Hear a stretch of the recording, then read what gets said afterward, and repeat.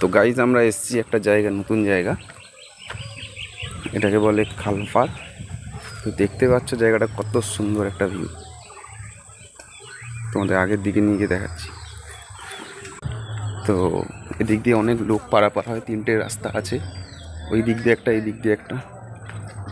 দেখাচ্ছি কাছের দিকে নিয়ে গিয়ে। আজকে জোয়ারটা এসেছিলো কত দূর অব্দি, দেখো এখান থেকে এত দূর পর্যন্ত, ওদিকটা বোঝা যাচ্ছে, ওই যে ভেজা পড়ে আছে এতটা। এখানে ফটোশ্যুট তুলতে আসে অনেকেই।